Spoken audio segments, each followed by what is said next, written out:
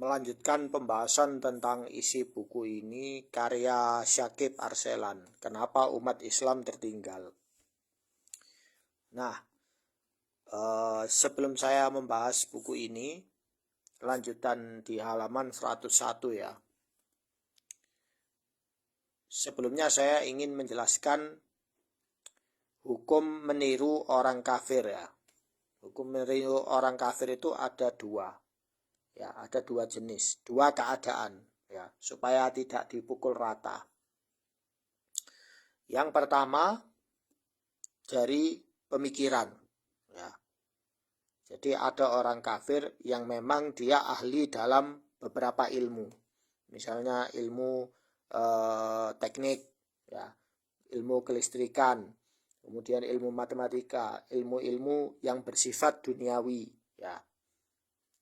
Hukumnya apa belajar dengan mereka ilmu-ilmu yang bersifat duniawi? Hukumnya boleh ya. Asalkan kita kembali ke kaidah, yaitu tidak berhubungan dengan hal-hal yang bersifat akidah ya. Jadi hal-hal yang bersifat akidah seperti sekulerisme, kemudian ateisme dan lain-lain, nah itu kita buang. Kita hanya mengambil ilmunya yang berguna untuk membangun dunia ini. Nah, kemudian yang kedua yaitu mengambil solusi. Misalnya mungkin ada orang kafir yang dia punya ilmu motivasi. Ilmu motivasi gimana mengembangkan bisnis, bagaimana mengembangkan pertanian, ya, ilmu kedokteran juga, ya. Kita perlu meniru hal-hal dari orang kafir yang positif saja. Kembali ke kaidah yaitu tidak menabrak usul-usul syariat Islam, ya. Kemudian kalau ada pemahaman dari orang kafir itu yang menyelisih syariat, maka tidak kita ambil ya. Jadi tidak semua sifat meniru orang kafir itu berarti kafir secara mutlak, tidak. Ada yang kondisinya itu fasik, yaitu orang yang memakai pakaian orang kafir, yaitu dia fasik, dia tidak mengeluarkan dirinya dari Islam, dia hanya bermaksiat saja ya, seperti itu.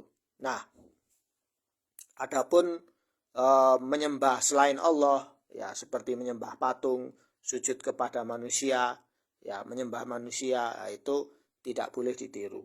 Nah, Islam disia-siakan kaum jumud dan kaum ingkar. Kaum jumud itu orang yang beku ya, orang yang hanya ingin berjalan pada satu jalan. Misalnya contohnya ini, salah satu faktor terbesar penyebab ketertinggalan umat Islam adalah kejumutan, kebekuan pada masa lalu. Selain dirusak kelompok ingkar, jahid yang hendak menghapus segala hal yang berbau masa lalu tanpa memilah manfaat dan kerugiannya. Jadi jahid dan beku ini dua sifat yang bertolak belakang. Kalau beku, dia tidak mau berubah. Kalau jahid, dia melihat masa lalu sesuatu yang buruk, jadi dia hapus ya. Kemudian Islam juga dirusak kelompok jumud, jamid, yaitu yang tidak menghendaki perubahan sama sekali. Mereka tidak sudi melakukan penyesuaian sekecil apapun dalam pokok-pokok pengajaran Islam, lantaran beranggapan bahwa meniru orang kafir adalah sama dengan kafir. Nah, seperti penjelasan saya tadi sebelumnya, dan bahwa sistem pengajaran modern adalah perbuatan orang-orang kafir. Sistem pengajaran modern itu, ini karena beliau berbicara di abad ke-20 ya. Jadi beliau tidak tahu efek dari pengajaran modern. Sekarang ini kurikulum kita itu diobok-obok istilahnya. Kita terlalu banyak meniru orang kafir tanpa menfilter. Akibatnya sekarang sistem pendidikan kita banyak yang anjlok istilahnya ya. Jadi enggak berkembang. Nah, nanti saya jelaskan lagi.